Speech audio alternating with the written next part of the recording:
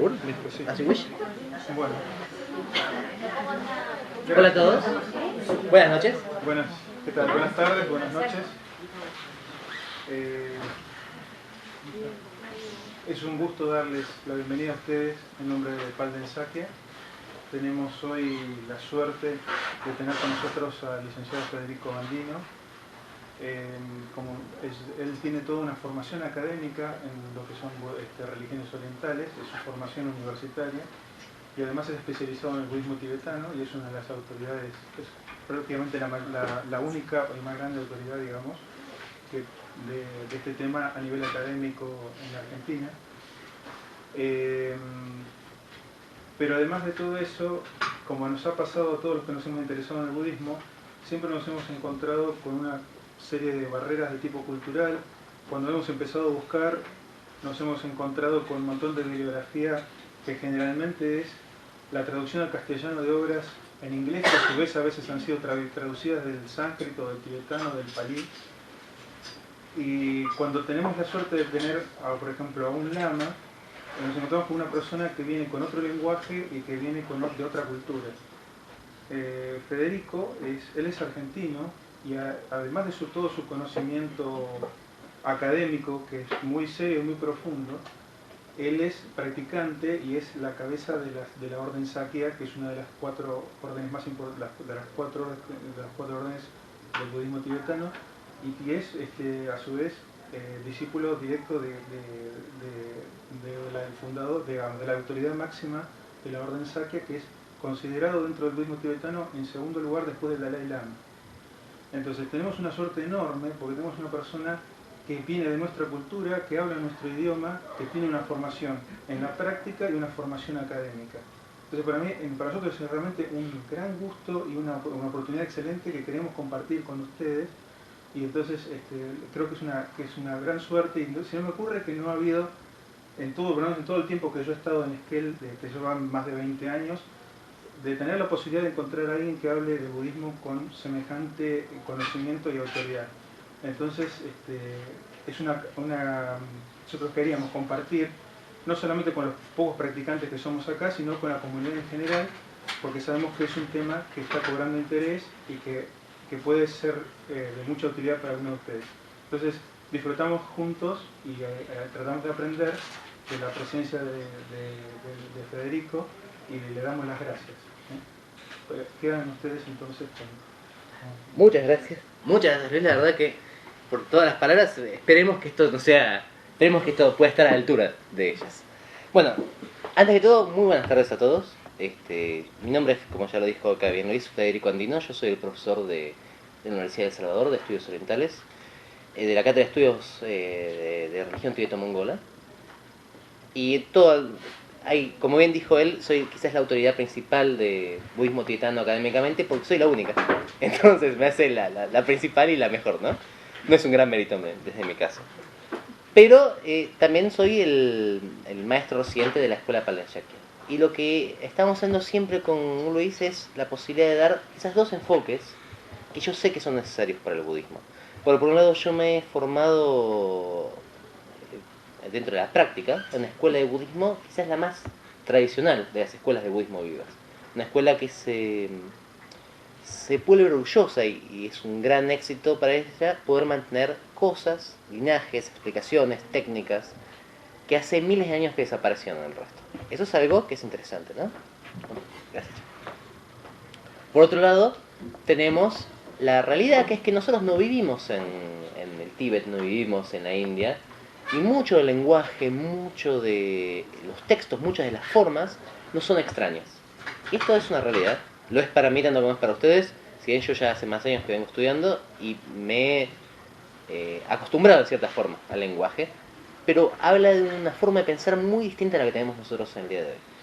Entonces, lo que hemos hecho con Luis es plantear las charlas y los cursos que vamos a dar esta vez que vengo en dos cosas. Una charla más abierta, que es quizás más académica, la que vamos a dar hoy, y una charla un poco, y después una práctica muy tranquila, hoy muy liviana, como para que todos aquellos puedan tomar más contacto con la meditación, más que con el budismo tibetano de la escuela Sakya.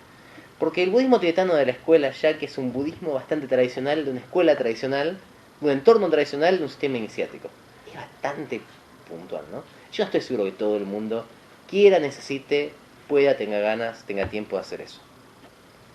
A mí a veces me parece más útil que todos podamos tomar contacto con algo que sea de meditación, nada más que eso, ¿no?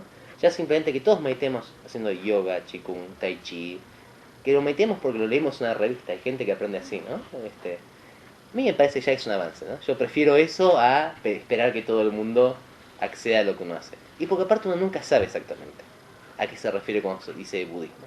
Entonces la primera charla que vamos a tener, que es una charla cortita, más o menos de una hora, es una introducción muy, y esto es muy por arriba, yo voy a intentar hacer formal sin ser académico necesariamente.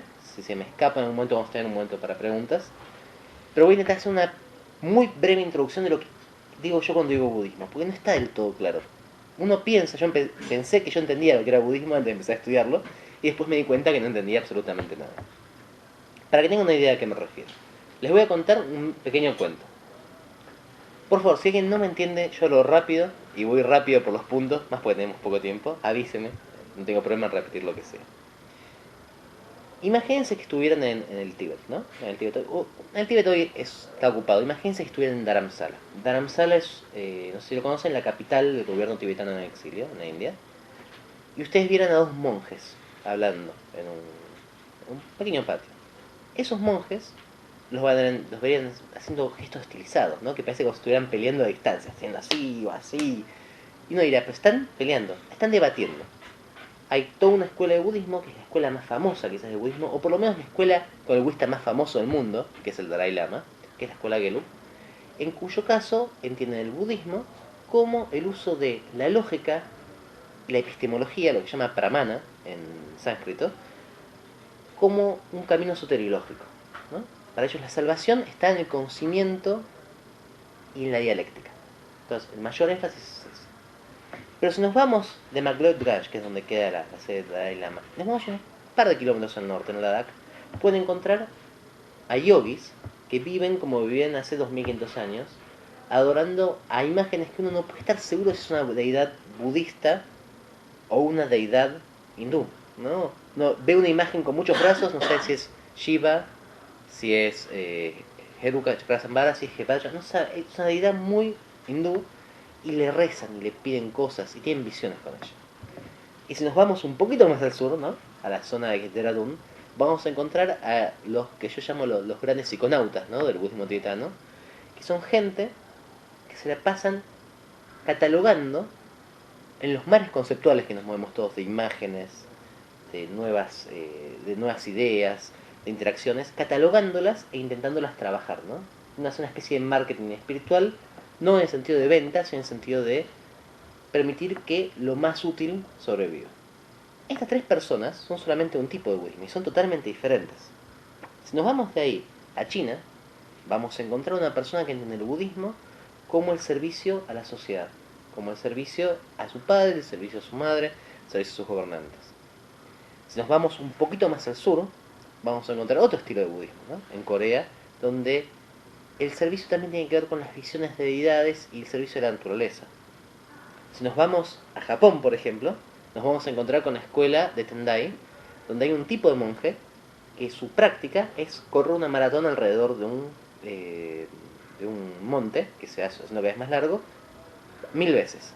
A las 700 veces, lo que hace ese monje es deja de comer y tomar agua por una semana. Y como es un sistema japonés y siempre tiene que haber peligro de muerte, no solamente deja de tomar agua por una semana, que eso es generalmente mortal, sino que tiene que cargar agua para el resto de los monjes. Lo más terrible que se puede imaginar. Y acá no tiene nada que ver con meditación como nosotros entendemos, ¿no? No se sienta y medita y se pone en posición de loto, pero corre todos los días.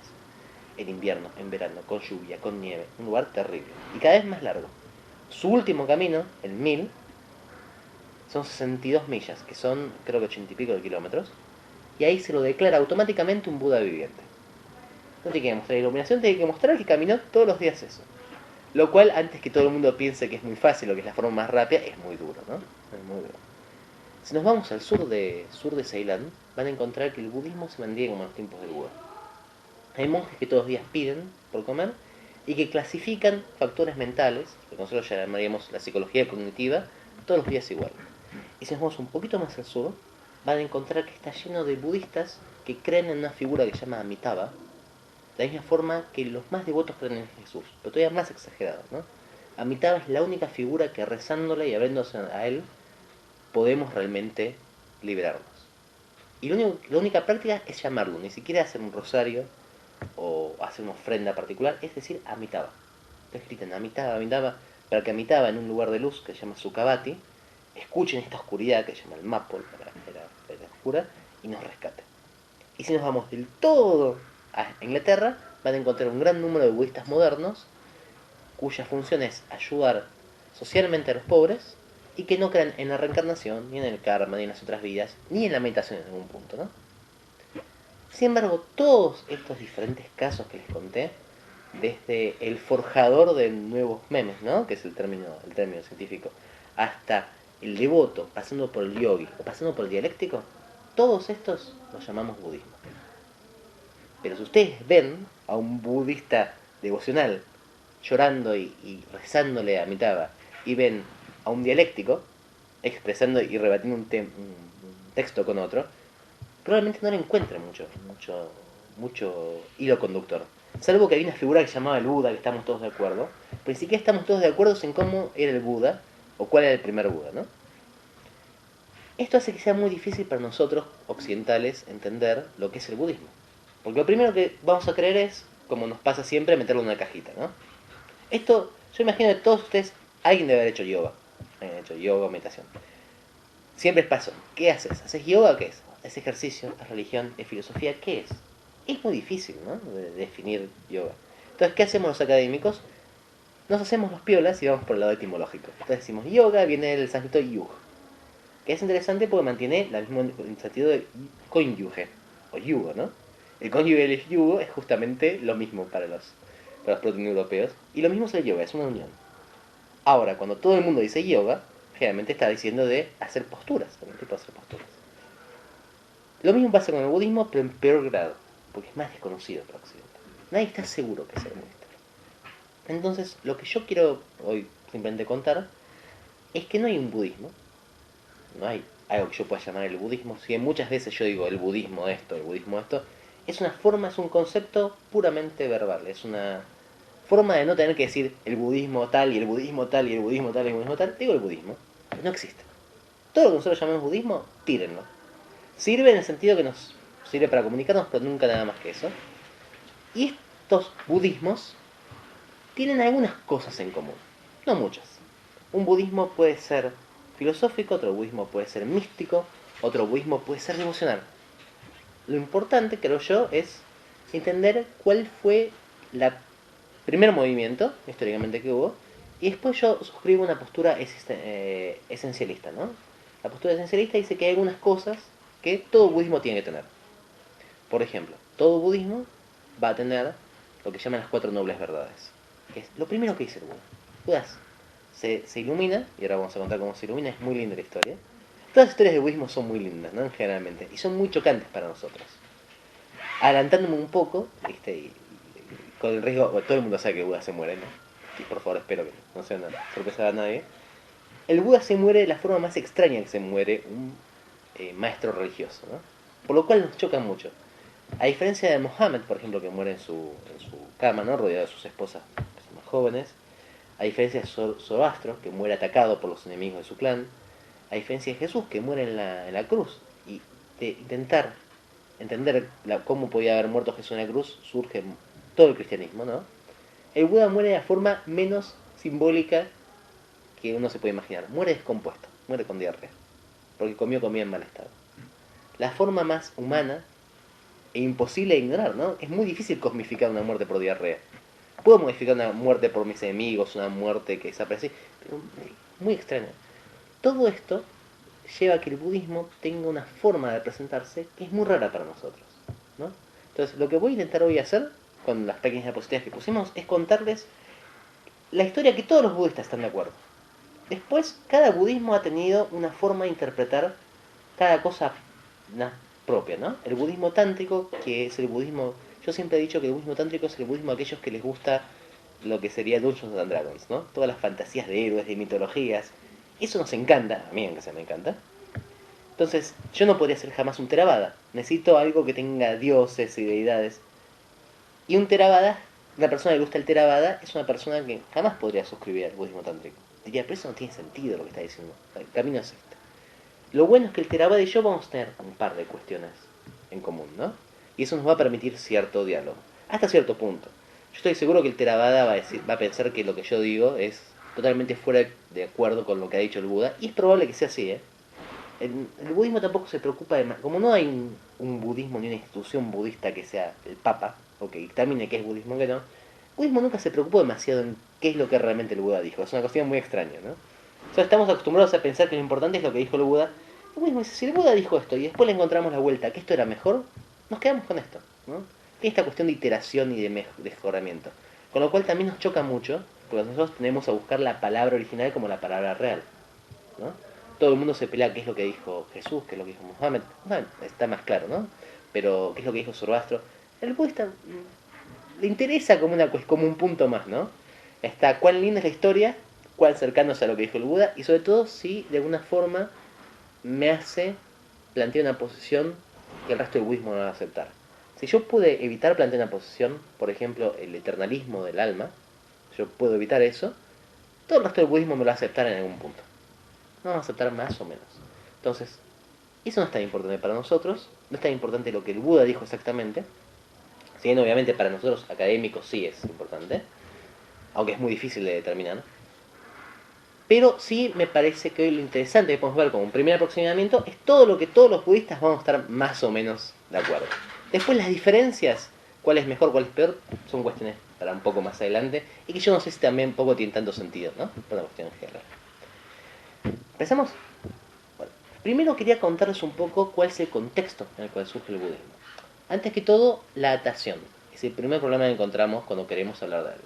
Uno está acostumbrado, cuando uno ve textos ya a partir de la era cristiana, que la datación es más o menos segura. Especialmente porque tenemos un solo calendario, y ese calendario está homologado. Entonces cuando nosotros, y sobre todo están homologados calendarios anteriores, con lo cual cuando yo quiero saber, por ejemplo, Alejandro en Grecia, puede decir 323, 327 327 el 323 antes de Cristo, ¿no? Yo tengo una datación bastante segura. En la India esto no existe. En la India la datación es menos importante que la idea de mucha antigüedad.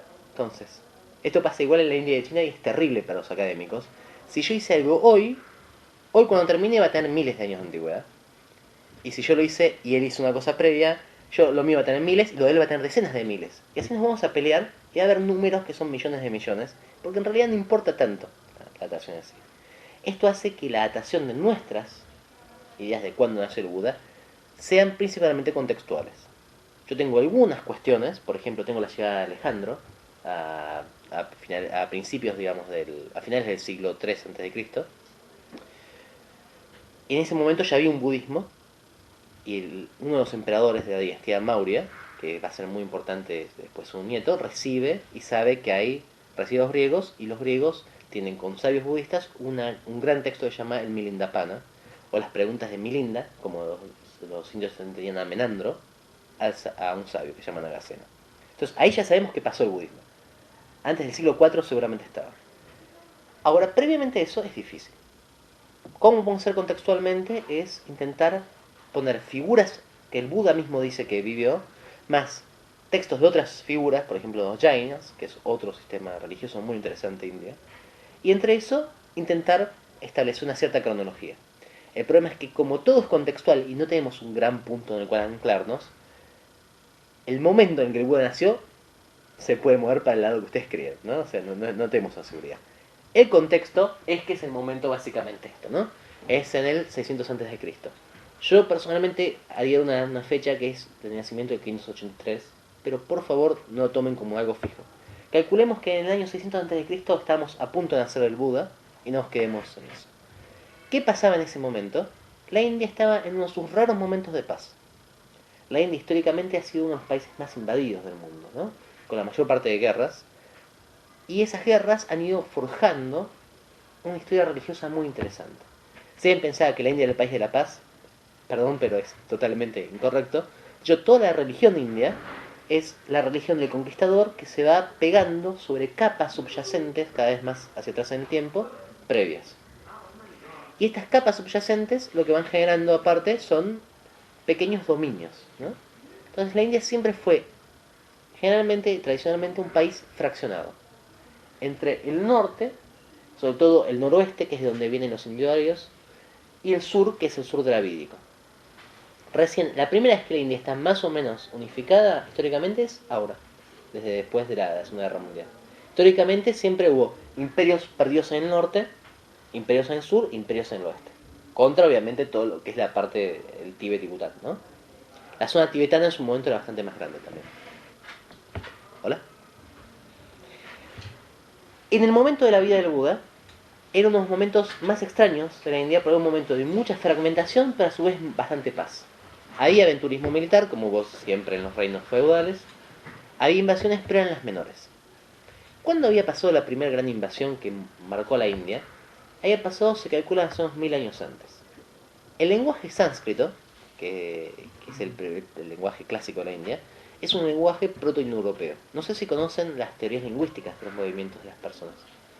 Es muy difícil, realmente, cuando uno ve, por ejemplo, descripciones de pueblos, saber a qué etnia pertenecían, ¿no? Por ejemplo, uno lee de los escitas, uno lee las descripciones de Heródoto de los escitas. Entonces sabemos que hay un pueblo bárbaro que se llamaba escitas. ¿Por qué se llaman bárbaros? Porque los griegos decían que todos los bárbaros hablaban iguales, se llaman bárbar. Los que decían bárbaro eran los bárbaros, hoy, que era el plural en griego, esos eran los bárbaros. Pero ¿qué eran los escitas? ¿De dónde venían? No teníamos idea. Ahora tenemos una idea un poquito más firme, pero viene este tipo de análisis. Lo que se empezó a notar en el siglo XVII es que hay lenguajes que están emparentados. Por ejemplo, el sánscrito y el latín. Como yo les decía, yugo, nuestra palabra yugo, el yugo que se le pone en el buey, tiene la misma raíz yug que yoga, ¿no? Y significa lo mismo, significa una unión de dos cosas. Es lo mismo, y por eso dice el chiste antes, que cónyuge. Mi cónyuge es aquel que está unido a mí, ¿no? Así tenemos, por ejemplo, Dieus, el sol, el rey del cielo, pasa a Grecia como Zeus Peter, nosotros tenemos como Júpiter, ¿no? Son diferentes homófonos que tienen la misma raíz. Nosotros sabemos que el pueblo que invade la India, del 1500 al 1200 más o menos, es un pueblo indoeuropeo. O sea que está más emparentado con los romanos y con nosotros, lingüísticamente, que con los indios que están en ese momento, que era el pueblo drávido. ¿Cómo sabemos esto? Por el lenguaje. Es una gran ventaja porque a nosotros nos hace mucho más fácil entender el lenguaje y la forma de religión que la forma drávida, que es muy lejana, la forma de pensar. Hay una ley donde es los Vedas, los textos básicos, hay de más, de los indoarios. Yo les aconsejo que lean los Vedas para empezar a entender toda la gran cosmología que es la religión en la India. Uno está acostumbrado a ver la imagen de los Vedas y a pensar en la India como un país del yoga, ¿no? Después del budismo y después de algunas cuestiones extrañas del hinduismo. Los Vedas son lo más cercano que hay a lo que es la idea nuestra hoy de barbarismo, ¿no? De un bárbaro, quizás de un vikingo. Todos los textos son hechizos o conjuros para resultar ganador en la batalla, para conseguir más dinero, para contar las hazañas de los dioses tomando intoxicantes, para tener la resistencia de los dioses tomando intoxicantes, y todas cuestiones que son muy extrañas, que uno no las asocia al pensamiento indio. Pero sin embargo, este es la religión que venían los invasores, que venían de lo que es Afganistán y Pakistán, y entran en la India. Ese substrato guerrero y totalmente utilitario, hay muy pocos textos sobre una cuestión cósmica. Hay un solo texto que se llama el Purusha, que queda en Rig Veda, que está perdido por ahí, que habla de un señor cósmico, y lo nombra muy por arriba. Todos estos textos son una forma de conjuros o de exaltaciones, ¿no? Y el dios principal de esto es Indra. Indra, que es el primero de los grandes dioses de la India, es básicamente un bárbaro con una masa que mata dragones. Y su otra habilidad aparte de matar dragones es poder tomar el máximo posible de un intoxicante alucinógeno. Es lo más opuesto a lo que uno se imagina en una espiritualidad hindú, claramente. Esto entra en contacto con una cultura previa que probablemente fuera más elevada, que era la cultura de Mohenjo-Daro y Harappa, que eran dos lugares que ya habían encontrado, se habían sido abandonados cuando llegan, y que probablemente fueran dravidos. Los dravidos son un pueblo que es lingüísticamente totalmente diferente, que está en Sudarini, en lo que hoy es el Tamil, y que tenía una cultura mucho más reflexiva y más escéptica, diría yo, ¿no? Menos volcada a adorar dioses y más volcada a hacer análisis psicológicos de una situación. Con lo cual, primero llegan los conquistadores, obviamente los conquistadores imponen su visión, pero luego, con el paso del tiempo, empieza a surgir un pensamiento más místico, más analítico, ¿no? Este pensamiento se empieza a mezclar. La primera forma que se mezcla es con los brahmanas.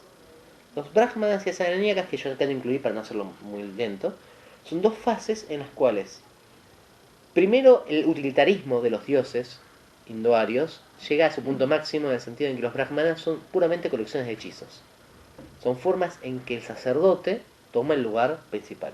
Y esto corresponde a una gran división que se llama la división tripartita de George Dumézil, que es el gran estudioso de toda esta corriente, que hace todas las sociedades indoeuropeas, de sacerdote, guerrero y campesino o artesano, ¿no?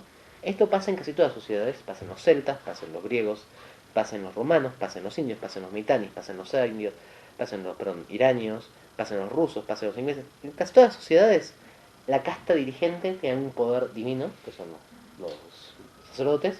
El poder de facto está puesto en el lado guerrero, y el poder, digamos, y el pueblo sometido es el resto del pueblo, ¿no? De interacción entre guerreros y sacerdotes va a salir la mayor parte de lo que se llama la alta cultura. No la cultura popular, sino la cultura de los textos de los tratados. Esto es importante, ahora vamos a ver por el Buda. ¿Qué sucede? Una vez que llega esta cultura guerrera, se instala, con el paso del tiempo, se empieza a ver una cierta reacción a este excesivo literalismo, ¿no? Es como si toda nuestra vida estuviera manejada por sacerdotes que uno les tiene que pagar con su trabajo. Esto no es una metáfora. Si ustedes quieren prender un fuego y son hindúes estrictos, tienen que pagarle a un sacerdote de Agni que venga a prender el fuego en su casa. Estamos hablando de un hornalla, ¿eh? No se pueden hacer, ¿qué se hace? Se prende el fuego una vez por día y alguien tiene que estar todo el día al lado manteniéndolo. Ahora con las hornallas no tanto, pero antes era así. Si se apagaba, tenían que volver a llamar al sacerdote que me volvía a cobrar para volver a tenerlo. Era una dependencia extrema en los sacerdotes. Y era un literalismo muy grande. Entonces empiezan a haber reacciones a entender la búsqueda espiritual más por una cuestión puramente formal y ritual, sino por una cuestión más interna, ¿no? Intentar internalizar algunas cuestiones, empezar a explorar la mente, y esto toma su punto máximo en las Upanishads. ¿Qué son las Upanishads? Es un tipo de texto, y a veces se llama Upanishad y a veces no, pero tiene la relación de que es algo que un maestro le hizo a un alumno. Por eso la imagen que puse acá, Upanishad significa eso, es susurrado al lado, ¿no? Y son escuelas que generalmente dejan de lado la forma brahmana, los brahmanes eran los sacerdotes, y toman más una postura o de místico del pueblo, o de Vaishyas, que eran los campesinos, o de místico guerrero, que era lo que era Buda, ¿no? Y la relación es, dejemos de lado que hacen sacerdotes, que solamente decir los sacerdotes, y no importa mucho, la realidad, la búsqueda directa de la espiritualidad es esta. Y siempre se va entre un maestro carismático y uno más alumnos. Estrictamente, el budismo es un sistema upanishádico. O sea, en la época upanishadica tiene el mismo discurso y la misma forma de todos los sistemas upanishádicos. Lo único que hace es, ¿por qué se lo separa el budismo, lo que se llama el Buddhadharma, en sánscrito, del resto? Se llama una escuela nitaka, una escuela no ortodoxa.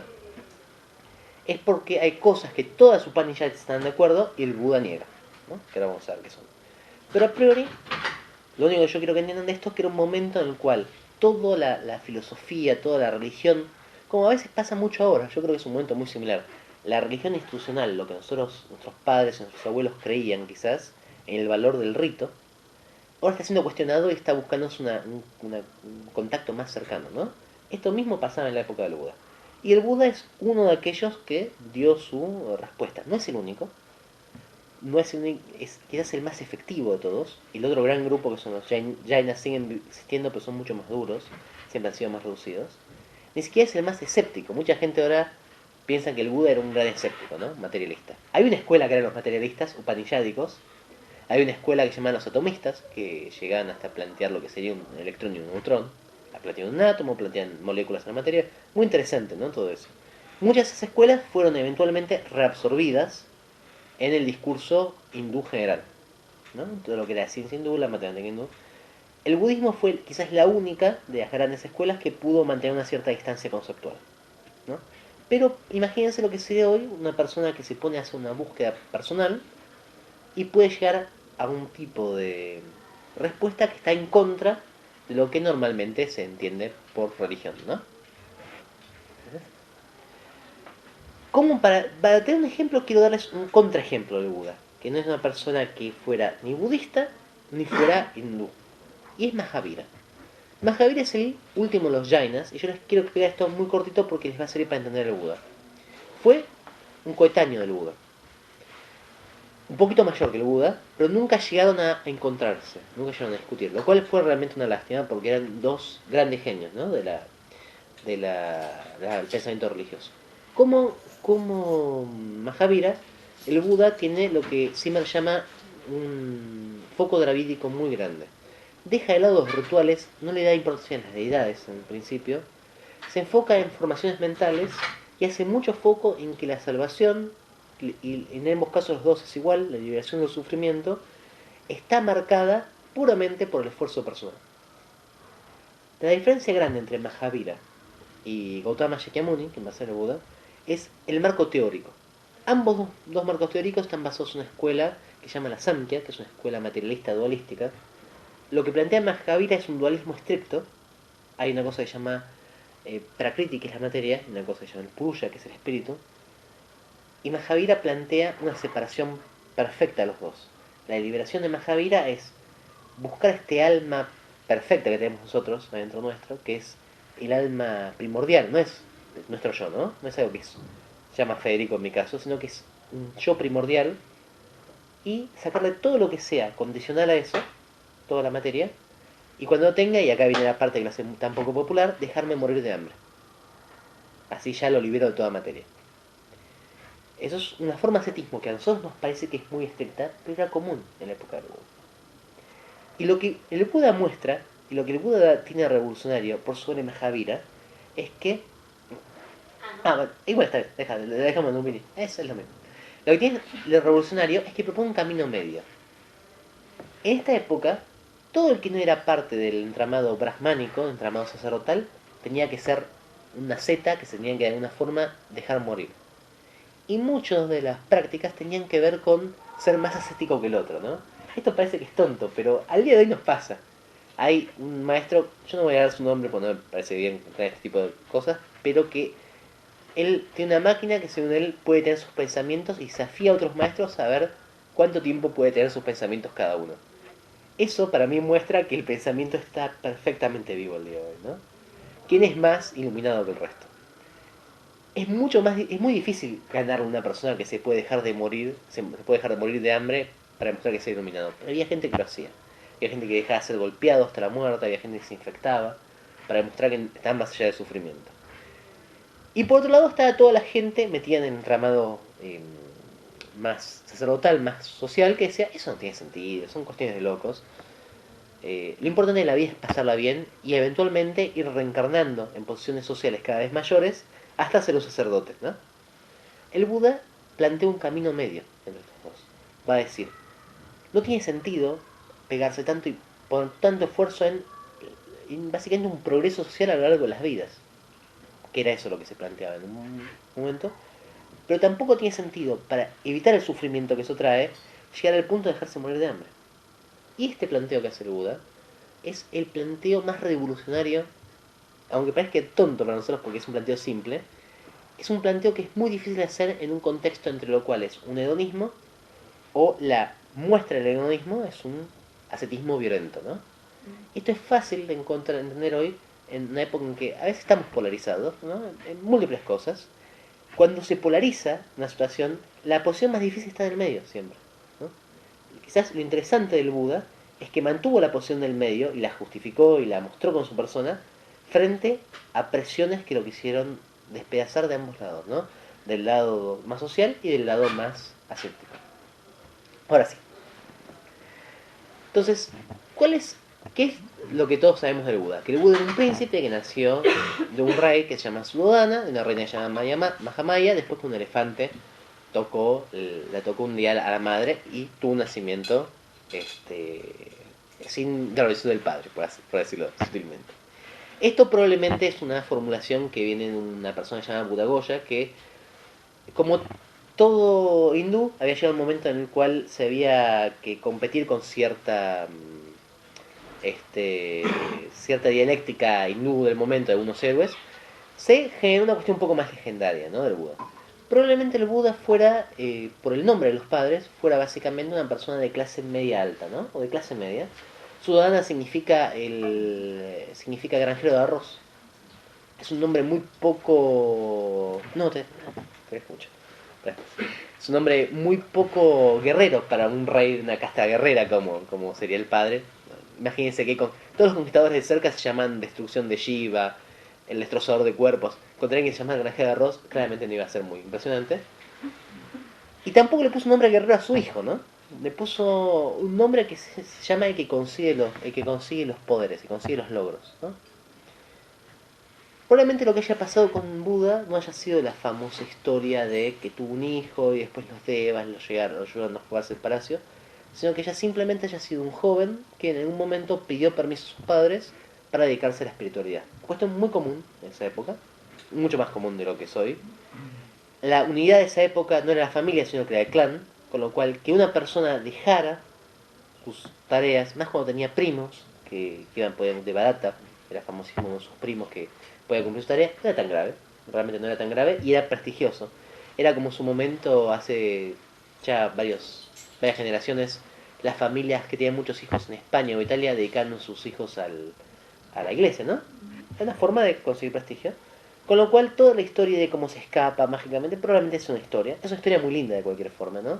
Que cuenta que el Buda se enamora de una joven, tiene un hijo y ya nos prefija un poco qué tipo de pensamiento tiene el Buda. Por eso yo no creo en esta historia tanto de la cuestión mágica, porque a su hijo le pone Rajula. Rajula significa encadenamiento o cepo. Es el cepo que se le pone a los perezos, ¿no? Entonces si alguien le pone a su hijo cepo, claramente no tiene una visión muy positiva de la paternidad, ¿no? Pero bueno, dicho sea de paso, el Buda le pone este imagen y por H o por B se va de su casa, sea que se escapa de un palacio ayudado por los vientos mágicos de los dioses, sea que realmente le dan permiso y se va. El Buda Siddhartha Gautama, sea un príncipe, sea una persona de clase media, se va y se dedica a intentar entender cuál es el camino para dejar de sufrir. Entonces, ¿qué pasa? Primero que va a hacer Siddhartha Gautama va a ser decir, bueno, yo voy a intentar entender qué es el sufrimiento. Y como yo sé que hay un camino grande para recorrer, me voy a empezar a formar con los mejores maestros de la época. Esto es una cuestión que mucha gente ignora. El Buda tuvo maestros, ¿no? Todo el mundo se imagina que el Buda se iluminó porque se sentó a meditar. No, el Buda tuvo maestros y muy buenos de meditación. Se llaman Alara Kalama y Udaka Ramaputra.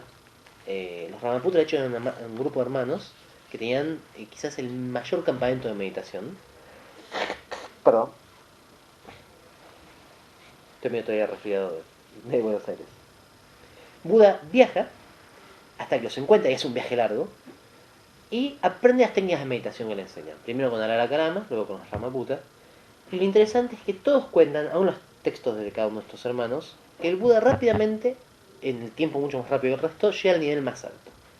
Entonces cuando llega al nivel más alto le dicen, ok, sos el más valioso de mis discípulos, le dicen en los dos casos lo mismo, por favor quédate conmigo enseñando. Y el Buda dice, esta técnica me permite abstraerme del sufrimiento, me permite estar en trance todo el tiempo que yo quiero, pero no me permite eliminar el sufrimiento. Simplemente yo me abstraigo hasta el punto en que no me preocupo, pero cuando dejo me preocupo de vuelta.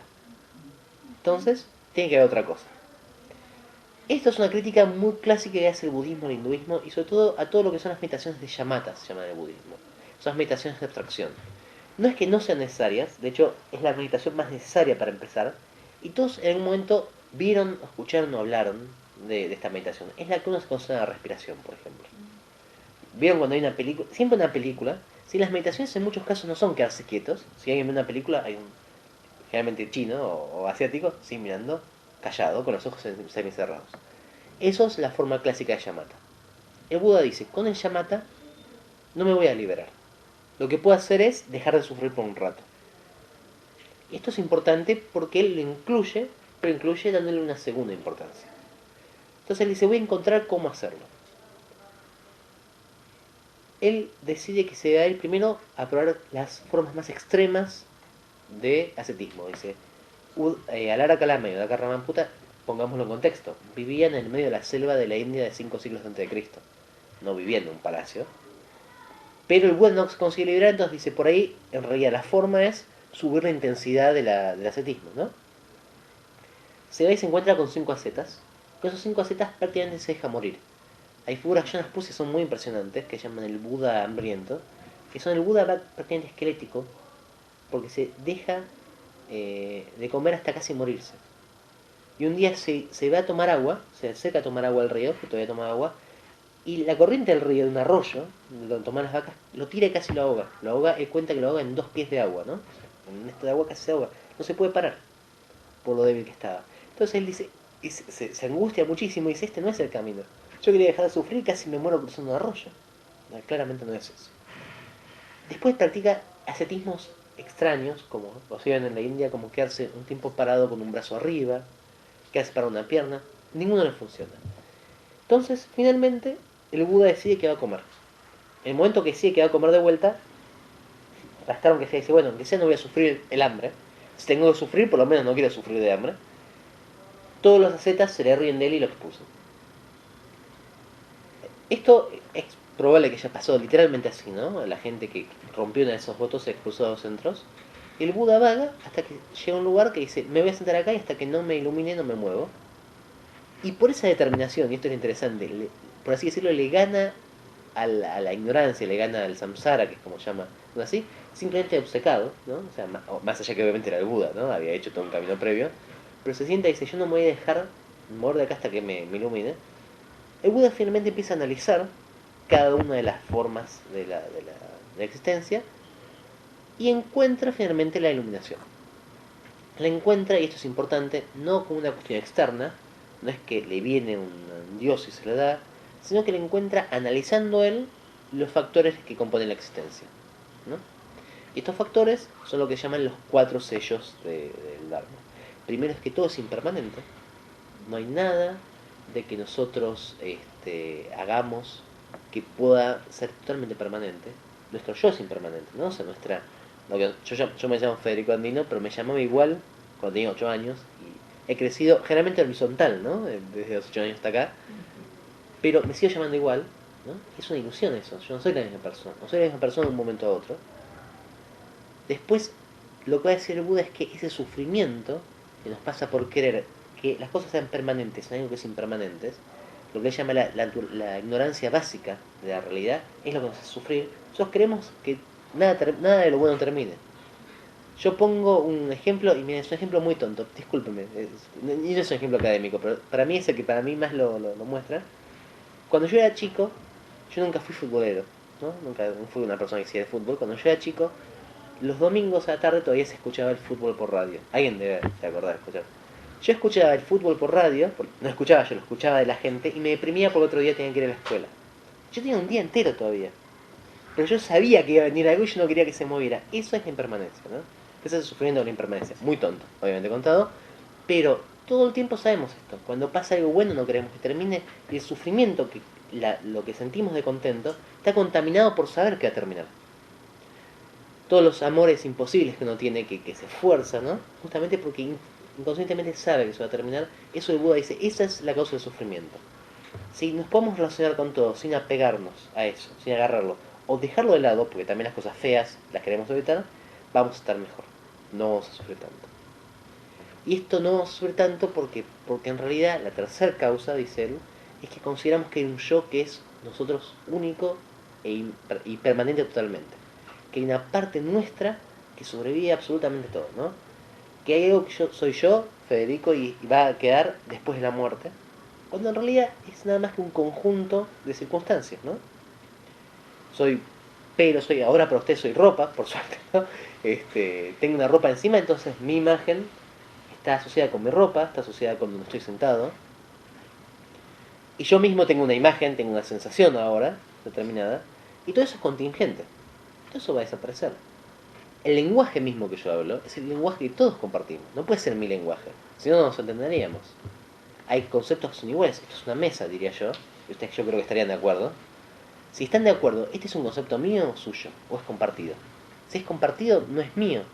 Entonces yo lo que va a hacer el Buda va a sacar de a poquito todo aquello que él se da cuenta que no es suyo, sino que es compartido con todos, y se va a dar cuenta que no hay nada que sea suyo. Ni siquiera la conciencia de ser es suya. Y eso no significa que él no tuviera una personalidad, sino significa que no tenía una personalidad intrínseca, no tenía un alma que estaba ahí adentro y resistía todo.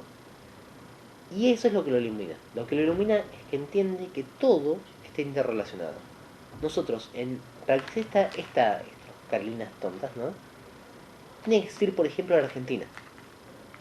Porque si no estarían acá, estarían en otro lugar, pero tenían otra imagen, ¿no? Dice industria argentina. Si no existiera la Argentina, no existiría. Para que exista la Argentina, tiene que haber existido el lenguaje español, tiene que haber existido el pueblo español. Para que exista el pueblo español, tiene que haber existido una idea de. Tienen que existir los humanos, por ejemplo, ¿sí? No teníamos eso. Entonces, en realidad, de esta carlina es el resultado del cosmos completo. Si el cosmos no hubiera pasado como pasó, esto sería diferente, ¿no? Mejor, peor, pero no sería esto. Y esto mañana se va a quemar y va a desaparecer. Esto es importante que nosotros entendamos en el sentido que es todo totalmente interrelativo. Esas son la tercera de las marcas. Y la cuarta de las marcas, esto es la marca final que el Buda encuentra, es que más allá de todo este lío, ¿no? De toda esta cuestión de sufrimiento y cosas cósmicas, hay un estado al cual podemos llegar, en el cual no hay angustia, no hay sufrimiento, y se puede comprender esto de forma rápida, sin metáforas de carrilina, ¿no? De forma más intuitiva. Ese estado él lo va a llamar el nirvana. ¿Verdad? Pero ¿qué pasa? El Buda se dedica su vida a intentar explicar este estado. Lo primero que le pasa es que se da cuenta que el estado está más allá de la dualidad sujeto-objeto. Entonces, uno puede decir, yo quiero expresar algo que es no dual, que está más allá de un sujeto y de un objeto. ¿Cómo lo explica hablando? Si yo agarro y le digo, por ejemplo, a Babu, que lo conozco, ¿no? Le digo, Babu, no sé, tírate, atravesar el vidrio, corriendo. Babu no puede negarse sin el concepto de yo. Lo puede decir, físicamente se puede hacer. No puede decir yo no quiero, o no tengo ganas, sin decir de alguna forma yo, tácitamente. Si él está diciendo yo, esta es una división entre él y lo que no es él. Es un dualismo. El Buda se encuentra que lo que le pasa es tan fuerte y ha traspasado lo que es la mente normal, que no lo puede expresar en términos no duales. Y debate mucho tiempo de ver si lo va a expresar o no lo va a expresar. Finalmente decide que sí. Hay una historia que es la historia más mitológica que ven todos los dioses y le dicen que haga, por favor, enseñe. La podemos creer o no.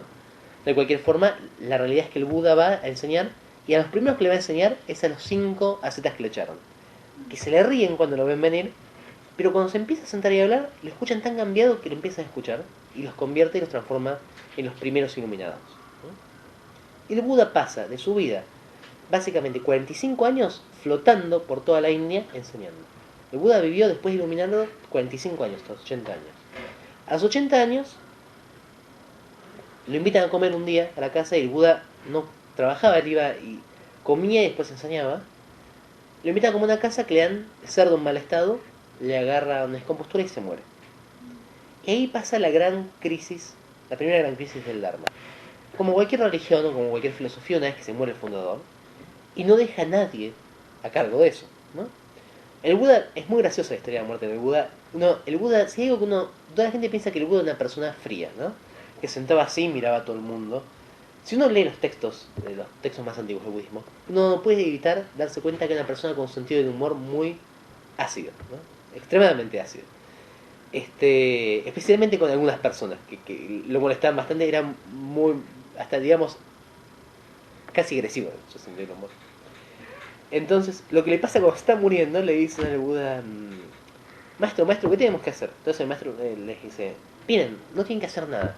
Lo estoy parafraseando, ¿no? Lo que dice es, Ananda, pues yo he enseñado todo como un maestro que no ha tenido su puño cerrado. Pero parafraseando dice, yo les enseñé todo, ahora lo único que tienen que hacer es seguir las normas. Entonces le dice, ¿qué normas le dice la gente?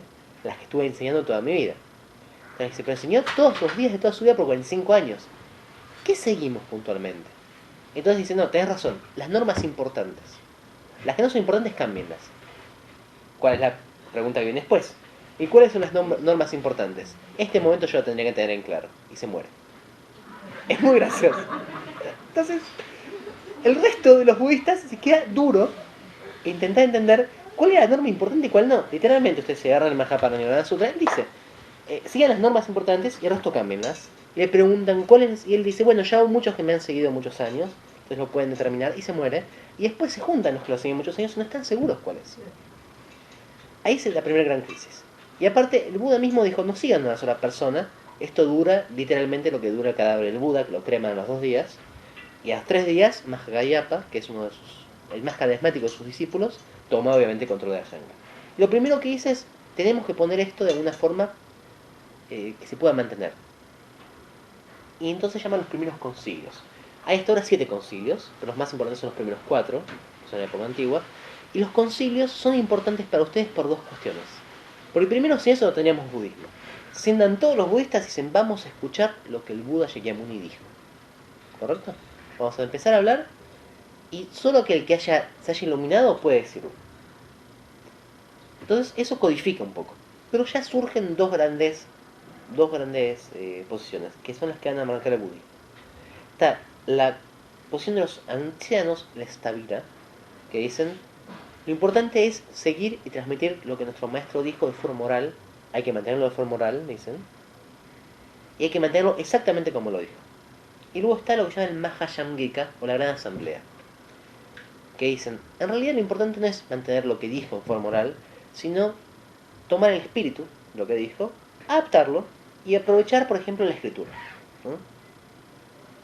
Gana la Stavira al principio. Nunca hay una gran pelea entre ambos dos. El budismo no se caracteriza, salvo en algunos casos, por la violencia. Y aún en esos casos no hay grandes peleas entre budistas. A lo sumo pensarán que el resto no tiene razón, pero no hay ningún problema. Sí que van conviviendo. Pero a partir ya del cuarto concilio se hace un quiebre. ¿Okay? Con eso. El primer gran vehículo que sobrevive es el vehículo Nikaya. El vehículo Nikaya, donde lo van a encontrar según textos, este es el vehículo que ha sobrevivido, que se llama Theravada. La forma pali de decir Staviravada o la Asamblea de Ancianos. Este tipo de budismo es el budismo que impera en toda la zona sur de Asia. ¿Qué países son claramente Theravadas? Sri Lanka, o Ceilán mejor dicho ahora, donde ha sobrevivido el canon más antiguo. Tailandia es el país más Theravada del mundo. Birmania, Borneo, todos los países de esa zona, ¿no? Laos, Camboya. ¿Y cuáles son las características del budismo Theravada? ¿Y por qué a ustedes les puede llegar a interesar conocer el budismo Theravada? El budismo Theravada es el budismo con menos énfasis en figuras que no son humanas. Es el budismo que hace más énfasis en la figura del Buda como maestro humano, ¿no? Como una persona que un día decidió, tiene sus cuestiones mágicas, tiene muchas de sus cuestiones mágicas, pero están en la periferia de la práctica, ¿no? Las figuras principales del budismo Theravada son las figuras históricas, los discípulos históricos del Buda, y el budismo tiende a hacer mucho énfasis en las 2 meditaciones básicas que enseñó el Buda. Shamatha, la meditación que él aprendió de sus maestros, y Vipassana, la meditación que él desarrolló para complementar a Shamatha. Lo que le faltaba, ¿se acuerdan que yo dije que el Shamatha, la primera meditación, no era suficiente para iluminarse? Él desarrolló un complemento a eso que se llama Vipassana, ¿no? Es un budismo que hace mucho énfasis en el monje como el verdadero practicante del Dharma. Si bien ahora hay un gran movimiento interesante de meditación Theravada laico, históricamente el Theravada está manejado por y para monjes. El papel del laico es pagarle al monje para que medite. Ahora está viendo un poquito más. Esto que parece muy... Ninguno de nosotros es un monje Theravada, pues estaríamos acá. Pero esto que parece negativo, la ventaja que tiene es que si uno realmente quiere aprender a meditar, uno puede entrar como un monje temporalmente en un monasterio Theravada y tienen generalmente un nivel bastante claro de meditación. A diferencia del Mahayana, que más depende de la función del monje, ha habido monjes Mahayana que son administradores, ha habido monjes policías, ha habido monjes contadores, en los cuales la meditación era una cuestión perdida ya, nominalmente la hacían. Theravada tiende a hacer cierto énfasis en ello. Y aparte la meditación es la que menos nos choca a nosotros, ¿no? Porque tiene que ver con factores mentales, tiene que ver con niveles de conciencia, tiene que ver con ejercicios bastante claros, ejercicios analíticos, ejercicios de concentración. No hay nada extraño para nosotros. Eso puede ser un poco seco para mucha gente, pero por otro lado no van a encontrar nada que los asuste, por así decirlo. ¿Cómo pasa en el Mahayana? El Mahayana es el tipo de budismo que más conocen acá. Es el budismo que mejor prensa tiene. Tiene demasiada buena prensa en contra del Theravada, si me preguntan a mí, y yo hago Mahayana, con lo cual estrictamente me tendría que decir que no, pero en realidad el Theravada es muy interesante. Mahayana es el mayor budismo a nivel de número, ¿no? Es el budismo que salió de la India, del norte de la India, y está en el Tíbet, China, Japón, todo lo que son las Coreas, ¿no? Todo lo que es Vietnam. Y son el que mayor número de adeptos tiene. Recuerdan que yo decía que están los ancianos y la asamblea popular, por así decirlo, ¿no? En realidad, gran asamblea. La asamblea popular se encuentra que rápidamente, como todo movimiento romántico y joven, se encuentra que el movimiento más antiguo y seco eran mejores administradores. Esto es muy interesante. Richard Gombrich hace una historia muy interesante de la competencia entre ellos dos. Y mientras que el Theravada empieza a ser una institucionalidad cada vez más fuerte volcada en el monje, el Mahayana empieza a hacer un papel de guerrilla y dedicarse a los textos escritos, mientras que el Theravada era oral. Para que una persona tenga un canon oral es mucho más pesado que el que tenga un canon escrito. Piensen, un canon oral requiere memorizarlo perfectamente, no parafraseado, perfectamente palabra por palabra, lo que dijo el Buda, mientras que yo puedo tener 20 textos y leerlos, mientras yo pueda leer, más fácil. Y entonces empieza a tomar más fuerza en las clases, que van a ser las clases comerciales, las clases mercantilistas, las clases burguesas, ¿no? Esto en la India medieval es muy importante porque la India medieval vive de las clases burguesas. Entonces el Mahayana empieza a ganar su fuerza. ¿Cuál es el problema básico del Mahayana? Que no podían justificar de dónde venían. Por los textos Theravada decían, nosotros lo escuchamos del Buda, ¿no? Y los textos Mahayana que están en contra del Theravada tenían que decir, nosotros lo escuchamos del Buda. Ahora sabemos que hay textos Theravada que son por lo menos coetáneos con los Mahayana. O sea que por más que los Theravada digan que son previos, probablemente fueran coetáneos. Pero la gran mayoría del canon Mahayana, todo el canon que ataca el Theravada, obviamente no lo dijo el Buda. Entonces empieza a surgir una figura que es el Bodhisattva. El Bodhisattva es una figura que estaba en el Theravada como el próximo Buda. Cuando una persona nacía que iba a ser un Buda, pero no lo había hecho, era un Bodhisattva. Esto es Siddhartha Gautama, el príncipe, señor de clase media, como quieran ver, hasta que se transformó en el Buda, era un Bodhisattva. El próximo Bodhisattva se llama Maitreya. Este todavía no nació. Para el Theravada. Para el Mahayana empieza a hacerse cada vez más cósmico. Y empieza a ser cada vez más filosófico y más filosóficamente complejo. Porque tenía la gran ventaja que, a diferencia del Theravada, que tenían que repetir lo que dijo el Buda en los últimos casi 1000 años de este momento, el Mahayana podía seguir innovando. Porque después de todo no le interesaba la historicidad. Entonces empieza a surgir una figura más cósmica, más atractiva. Y el Buda pierde su dimensión de persona física, que la mantiene como una de las tres dimensiones principales, o sea, pierde 2/3 de su dimensión, y esos otros 2/3 se configuran una figura cósmica que se ve en visiones, se llama Sambhogakaya, y después toda la realidad completamente, todo es un Buda. La nieve es un Buda, el viento es un Buda, la lluvia es un Buda, es una forma de relacionarse con todo el cosmos, una forma más animística, ¿no? Más que deja un poco la división tan esquemática que tenía de el hombre es la única persona que puede liberarse del primer budismo y el mundo es materia, a un mundo más vivo, más interactuando. La lluvia puede ser un bodhisattva, que es un ser que está acercándose a ser un Buda, pero que hay miles que nos ayuda. Tenemos calor y viene la lluvia, puede ser Tara, que es una de las bodhisattvas más famosas. Y si tenemos calor y no llueve, es algo que estamos teniendo que aprender, que nos enseña el bodhisattva del sol. Es un sistema mucho más mágico, por así decirlo. Este sistema es obviamente mucho más atractivo, especialmente para los laicos, ¿no? Porque en vez de tener que el monje como la imagen fija de foco, de repente nosotros los laicos podemos recibir iniciaciones y prácticas de deidades que están en tierras que se accede soñando. Entonces ya no nos enseña un monje, el monje Pepito de la esquina que yo sé que le pago, pero después se le gasta todo en la plata en alcohol, que no puede tomar. Nos enseña el Bodhisattva Amitabha, que vive en la tierra del placer. Es mucho más atractivo realmente, ¿no? Por supuesto el Theravada se horroriza con esto, la verdad es esa, dice esto no tiene absolutamente nada que ver con lo que yo planteaba. Pero el Mahayana se empieza a hacer cada vez más popular. Y aparte, al sobre todo con tener un canon fijo, empieza a dar tantos valores de Mahayana que se vuelven imposibles de llevar. Tenemos el Zen por un lado, el Zen es el sistema Mahayana más conocido, el cual en teoría lo único que hay que hacer es meditar. Zen es la tradición japonesa de Chan, que es la traducción china de Dian, que significa meditar.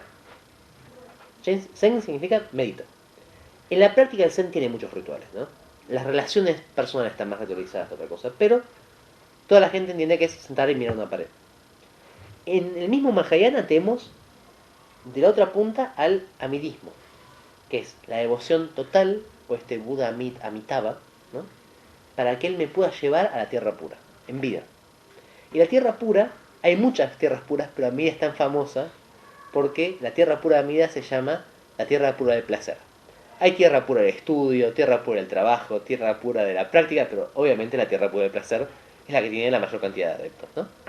Entonces, eso también es Mahayana al mismo tiempo. Y por otro lado tenemos otro sistema, por ejemplo, como es el Won, que es un sistema confuciano o el budismo, ahora vamos a ver, el budismo socialmente comprometido, que son sistemas cuyo foco es la ayuda social. Todo eso es Mahayana. Por cuanto que yo digo budismo Mahayana, no estoy diciendo algo muy claro, ¿no? Estoy diciendo como un gran abanico. La gran cosa que tiene Mahayana son dos. Una es la idea de la bodhicitta, que es la mente que yo tengo que generar para despertarme, ¿no? El deseo de despertarme. Yo en una traducción de un texto que hice lo llamo el espíritu del despertar, porque no es una mente es algo frío, ¿no? Es me concentro y tengo que despertar. Entonces, el deseo realmente, el espíritu de estar para poder despertar. Y otra es la figura de esta del bodhisattva, entender de que todos nosotros estamos interrelacionados. Entonces ya no me voy a intentar liberar, sino que voy a intentar que todos ustedes se liberen. Porque yo sé que una parte mía existe en cada uno de ustedes. Entonces, mi trabajo ya no va a ser mi liberación, como era el primer budismo, sino la liberación de todos los seres al mismo tiempo. Y hasta que todos los seres no se liberen, yo no me voy a liberar. Eso es un bodhisattva. Pero ¿qué pasó? Todos los seres empezaron a tardar mucho tiempo en liberarse. Y yo no la estaba pasando bien. Y encima cuando el budismo entraba con otros sistemas que eran más difíciles de convencer, tenía problemas. Entonces para eso surgió es un conjunto del Mahayana que se llama Vajrayana. El Vajrayana es la mentalidad del Mahayana llevada a su extremo más amplio. Es, yo me comprometí a liberar a todos los seres. Yo no me voy a liberar hasta que se liberen todos los seres. Pero yo me quiero liberar. Y todos los seres, si se dieran cuenta, querrían liberarse. Ok, entonces, desde mi punto de vista, y desde el punto de vista de todos los seres, es mejor que libere a todos los seres de la forma más rápida posible. ¿Estamos de acuerdo hasta ahí? Aunque los seres no quieran necesariamente liberarse. ¿No? Si no quieren liberarse es porque realmente no se dan cuenta. Entonces, ¿qué es el Vajrayana? Es una forma, es una técnica. Es una parte del Mahayana que se prepara en la técnica. Son técnicas para uno liberarse lo más rápido posible con el mayor número de seres. Y esas técnicas son técnicas esotéricas, que tienen que ver con yogas, tienen que ver con pranayamas, tienen que ver con canales, tienen que ver con deidades, tienen que ver con prácticas de sueños, tienen que ver con un montón de cuestiones que nosotros llamaríamos extrañas, ¿no? Tienen con chamanismo, con rituales, con muchas cosas, que es lo opuesto de lo que veníamos hablando al principio. Esta es literalmente lo opuesto. Ahora, es útil para la gente que le gusta hacer. A mí me gusta, por ejemplo, ¿no? Y yo si tuviera que ser, yo intenté en un momento estudiar Theravada y la verdad que me aburrí. Perdón. Y esto no, por favor, no quiere decir que Theravada es malo, Theravada es fantástico. Pero yo necesito para mantener cierto interés determinadas cosas. Vajrayana no tiene. El Mahayana puro, digamos, no lo tiene. Entonces, en ese sentido, a mí me sirvió este camino. Pero por favor, no entiendan que esto es. Si bien hay textos Mahayana Vajrayana que dicen que es el mejor de todos, no entiendan que yo estoy diciendo que esto es el mejor de todos. Es simplemente unos históricamente posteriores. Y lo bueno que tiene el Vajrayana es que, como ya pasó históricamente por el Theravada y el Mahayana, el Vajrayana toma puntos de ambos dos. Como ya el Vajrayana es posterior al Mahayana, dice, bueno, estas cosas me sirven del Theravada y estas cosas me sirven del Mahayana. Y las unifica. Pero hace un camino totalmente aparte. Luego, ya directamente a principios del siglo XX, surgió una nueva forma de budismo que se llama Engaged Buddhism. Como se dan cuenta por el nombre en inglés, es un budismo que surgió en Occidente. Son pocos budismos que surgieron en Occidente. Pero, ¿por qué yo no le pongo budismo occidental, que es la última categoría? Porque fue un budismo que surgió en Occidente de la mano de maestros asiáticos. Ustedes, todo el mundo habrá escuchado a alguno de estos maestros asiáticos. Daitaro Suzuki, de Zen. Thich Nhat Hanh, otro de Zen pero vietnamita, ¿no? El Dalai Lama, de budismo tibetano. Son todos maestros que han firmado un manifiesto que viene siendo firmado, para que tengamos idea de fechas, de 1903. No es que sea algo novedoso. Que plantea que, como el sentido del budismo mahayana especialmente, es la liberación de todos los seres. Siempre, perdón, hay maestros Theravadas en esto. Ajahn Mun, por ejemplo, es uno. Como la liberación de todos los seres es necesaria, la forma que vamos a buscar para una liberación concreta de todos los seres es el trabajo social. Entonces, este es el tipo de budismo que trabaja principalmente en trabajar socialmente a liberar a todos los seres. Perdón, dije lo mismo que decía antes, ¿no? Significa que el trabajo, el tratado del karma, el tratado de las vidas próximas es lo que más nos interesa, ¿no? Por ello no puedo estar pensando en mi vida, pero puedo hacer un plan para que la gente que nazca aquí a 20 años tenga una vida diferente. Entonces todo este budismo es el budismo que, por ejemplo, en la época de Vietnam, la guerra de Vietnam, que es donde está Thich Nhat Hanh ahí, ¿se acuerdan que hay una imagen de un monje que se prendió fuego? Es una imagen terrible. Ese era amigo Thich Nhat Hanh. Thich Nhat Hanh fue expulsado de Vietnam porque protestó en contra de ese monje. Él dijo, la violencia nunca es la solución, aún la violencia contra uno mismo, ¿no? Y por eso fue expulsado y ahora vive en Francia, porque tampoco se vive en Estados Unidos. Pero justamente son los budistas que hace más tiempo vienen trabajando en sociedad un poco más justa y un poco más equitativa, ¿no? Pero lo hacen dentro del marco del budismo. Esto es otras vidas, esto es teoría del karma, esto es acciones positivas y negativas. Y nuestra última categoría, que con esto ya vamos terminando, es, ahora sí, el budismo occidental. Esta persona está aquí, por si nadie la reconoce, es Stephen Batchelor. Alguien la habrá escuchado haber nombrado. Una persona que yo personalmente lo conozco. Es muy interesante y hay una cuestión que ha generado los grandes problemas, muchos grandes problemas en el budismo, que es todo el budismo está intentando acercarse a la ciencia occidental. ¿Por qué? Porque nosotros nos olvidamos que el budismo no es solamente un camino de liberación. El budismo es la alta cultura de Asia. Si algo acuñó a Asia en toda su historia, es el budismo. Desde hace 2500 años. Así como nosotros tuvimos momentos de griegos, momentos de romanos, momentos de la iglesia cristiana, momentos de la iluminación, el budismo no tuvo momentos, fue constantemente 2500 años de progreso científico. En ciencias que no son tan compatibles con nuestra definición de ciencia, cuando tienen que ver estudio con la epistemología, teoría de percepción, mucho de lógica, los grandes matemáticos de Asia son todos budistas, mucho de cosmología, pero ¿qué pasa?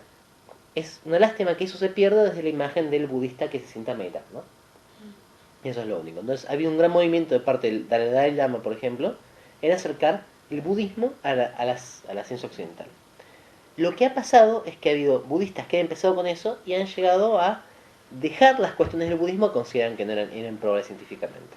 Stephen Batchelor es el caso más famoso, cual dice que el karma funciona en realidad como un sistema conductista, de ética, y las vidas pasadas, reencarnación y otros mundos no existen directamente, ¿no? Y es una postura que está en el punto de quiebre, ¿no? Para mí está ahí justito en el punto de quiebre de qué es lo que es budismo y qué es lo que no. Para mí sigue siendo budismo, pero es una forma totalmente personal de pensarlo. Hay muchos budistas que consideran que Batchelor ya no es budista, ¿no? Es un meditador occidental. A mí me preocupa menos que sea budista o no, a que lo que diga realmente sea cierto, ¿no? Eso es a mí lo que más me interesa. Pero entiendo que también a una persona que viva de ser sacerdote o monje budista le va a molestar esto. No, con esto ya estamos para. Lo importante de esto, lo importante de esta postura, que es muy nueva, esta postura fue dada a conocer hace 3 años. O sea, contempla. Lo que pasa es que en esos 3 años ha habido fácil 15 personas más muy respetadas en su ambiente. Brad Warner, por ejemplo, de Soto Zen, otra persona que conozco. David Lloyd, con quien dimos unas conferencias hace un par de años en Capital, ¿no? Grandes practicantes muy respetados que han tomado una postura igual lo han respaldado.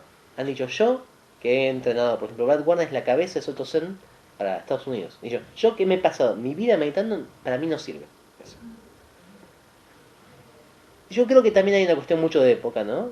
Y esto es normal, pero es verdad que ahora hay una formulación de eso. Y ha pasado en los últimos 2-3 años. Hay gente que han sido reconocida como arhats, por ejemplo, y que son reconocidos como arhats en Tailandia y no reconocen el karma. Entonces, hay ahora ya un movimiento en base a eso.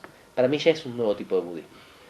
Por ahí no es tan conocido, las posturas todavía son medias complejas de analizar. Pero lo que yo les quiero decir es que si ustedes, en realidad, el problema que van, por porque todos tenemos problemas con un discurso tan extraño como el del budismo. Si hay un budismo que a ustedes les choca, por ejemplo el Vajrayana, sepan que hay otro que dice, y sigo siendo Vajrayana, se los quiero contar, hay otro budismo que dice que todo esto es una pavada, ¿no? Que toda esta formulación o que todo lo que se generó realmente no tiene sentido. Creo que con eso estamos, ¿no? Entonces, este básicamente hace un recorrido de 1 hora, como habíamos prometido, súper rápido y súper comprimido de todo lo que es el budismo en sí. Lo que yo les propongo es lo siguiente.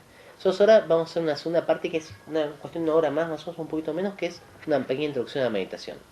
Si les parece, antes de hacer eso, tomo preguntas, si alguien quiere hacer unas preguntas, y después hacemos un break de 5 minutos, para que no sea tan pesado de escucharme a mí hablar tanto, y ahí volvemos. ¿Les parece? Muchas gracias todos por escucharme. ¿Alguien tiene alguna consulta de lo que vimos por ahora? A mí me quedó la duda del último que contabas de Bachelor. ¿Qué es lo que tienen en común para considerarse budista? Bueno, tiene en común, por ejemplo, la descripción de las 4 marcas que yo te dije. Fíjate, yo hubiera dicho, por ejemplo, yo dije esas 4 marcas por una razón particular. Él piensa que todo es impermanente, que no hay un yo, y que existe un sufrimiento, y que existe un camino fuera del sufrimiento. Bien, él no lo experimentó. Si yo hubiera dicho, por ejemplo, el noble octuple sendero, que implica el karma, está implicado en sí por la recta vida, no hubiera sido Bachelor. Bachelor ahí hubiera quedado fuera. Lo que pasa es que pensá que Bachelor es una persona muy extraña. Por un lado, es un tipo que nunca ha estudiado nada formalmente, por así decirlo. Por otro lado, es una persona que es innegablemente brillante, que ha estudiado como monje, de 2 tipos de budismo, y que de alguna forma ha logrado construir una voz propia. El problema es que es una persona que está muy en el borde de todo. Es una persona que es brillante, pero cuando hace discusiones, cuando entra en una discusión histórica, choca contra su falta de conocimiento, su falta de formación histórica.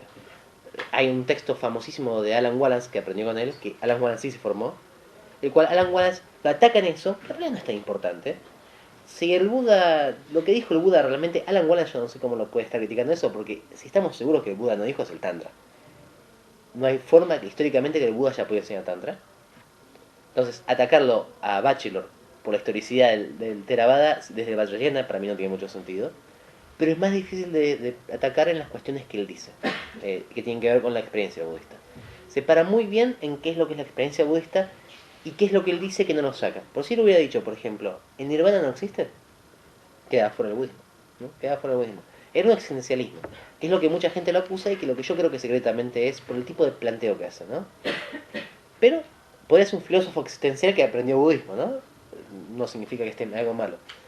Pero justamente se mantiene muy ahí en el borde. Y es muy interesante. Yo lo conozco a como se llama Bachelor y a Wallace también, ¿no? Y son gente que es muy... se fija mucho para hablar, ¿no? A mí me pasó que una vez yo escuché a Wallace hablar en una charla de Estados Unidos, que era muy gracioso, que el tipo le hizo una pregunta muy agresiva, y Wallace se quedó así, se quedó así y pensó. Y vos veías que otro como que quería seguir, el tipo le hizo así, le mantuvo la mano así, 30 segundos hasta que le contestó, y lo primero que le dijo es, te voy a explicar pues está mal formulada la pregunta. Y además empezó a decir ta. Lo desarmó, por el tipo no pudo hacer nada. Entonces es gente que es muy difícil de preguntar. Yo creo que el problema que tienen ellos dos, que es la gran discusión de ahora, es que los dos se entraron en el mismo lugar. Y uno salió graduado de ahí, y otro salió diciendo que eso no servía para nada, ¿no? Pero si vos lo ves fuera de ese contexto, lo que dice es básicamente budismo. Todo lo que enseña, yo he visto los cursos que él enseña y son budistas. Son cursos de Shamatha y Vipassana, ¿no? Muy claros, muy correctos y son todos budistas. Con lo cual, pensar lo que yo si a vos te interesa y es muy lindo leer, ¿no? Tomaría que la cuestión polémica es más discursiva. Después todo, que sea budista o no budista, como yo digo, lo más importante es que tenga razón, ¿viste? Si tiene razón, después... El Dalai Lama, perdón, y con esto cierro el tema ese, dijo eso, le dijeron, ¿y si un día vienen y demuestran que lo que usted dice no tiene razón, así tiene razón? Y el tipo dijo, bueno, cambiaremos lo que decimos. Es eso, es poder modificarlo. El budismo es la búsqueda de lo que es, básicamente. Si nos damos cuenta que estamos equivocados, podemos elegir otro de los miles budismos que hay. Eso es la gran ventaja, ¿no? No, por favor. ¿Alguna otra duda, gente? ¿Preguntas? ¿Consultas? ¿A la una? A las dos. Ah, sí, por favor. Seguramente no entendí bien. corriente Ujú. de la cual hablaban, no sostendría el karma, la existencia del karma y el samsara también. A ver, es una muy buena pregunta, es una muy buena pregunta. El samsara es un término que tiene que ver con la vida en sufrimiento. En ese sentido lo sostiene. Lo que dicen es que, en realidad lo que dicen es un poquito más, es sutil pero le pega a eso, que es que no existe el antarabhava, que es el estado intermedio entre las vidas. No hay una secuencia que uno pueda decir que es causal entre los diferentes vidas. Entonces lo que está queriendo decir que el karma en realidad es una cuestión social, que eso está correcto desde el punto de vista budista, que nos afecta solamente en esta vida. Y eso es lo que no está correcto desde el punto de vista budista. La idea justamente, lo que cambia todo esto es lo que en el Tíbet se llama el bardo. No sé si has oído hablar del bardo todo, el libro mal traducido por el libro tibetano de los muertos, que habla de unos estados intermedios. Eso en realidad es previo, es del mismo Theravada, el mismo Buda Shakyamuni cuenta en muchas de sus vidas pasadas y toda una colección que se llama los Yatakas, ¿no? El problema es que el Buda Shakyamuni nunca dice literalmente esto es una vida pasada y esto es lo que pasa, sino que lo guarda dentro de lo que llaman los 14 temas del noble silencio del Buda. Son 14 temas en que él dice, si yo lo explico no se va a entender, ¿no? Entonces hasta que alguien no lo experimente no lo va a poder pasar. Esto obviamente hace que, mientras el Buda Shakyamuni está vivo, se mantiene a rajatabla. En el momento que el Buda Shakyamuni se muere, la primera discusión es dónde está, ¿no? Se rompen absolutamente todos los 14 puntos uno tras de otro. Como en cualquier cuestión, ¿no? Entonces, lo que dice esta situación es, el karma existe, pero es lo que nosotros en Occidente llamamos hábitos socialmente condicionados. No es nada más que eso, no hay un estado intermedio y no tiene nada que ver la otra vida, ¿no? Eso es un invento, ellos dicen es un invento más teosófico. Que yo creo que históricamente no es así, pero no importa. La postura de ellos es esa, ¿no? Pero las vidas pasadas, por lo tanto las vidas siguientes, existen. Lo que no se hace es esto de acarrear el karma de nuevo para... No, para ellos no existe, o sea, no hay una vida que sea, o sea, vidas pasadas, hay gente que vivió antes que nosotros y gente que va a vivir después. Claro. Lo que él está diciendo es que no hay una relación entre nosotros y ellos. Ah, Que es lo que dice el budismo. El budismo no dice que uno reencarna, que es una mala traducción a eso, sino que en realidad lo que uno hace afecta a otra persona. ¿Qué es lo que está diciendo? ¿Qué es lo que siempre se dice de eso, no? La metáfora clásica es, hay una vela, yo tengo una vela. Yo tengo una vela apagada, esta vela la enciendo. Entonces con esta vela enciendo la segunda vela. Tengo las dos velas encendidas. Apago esta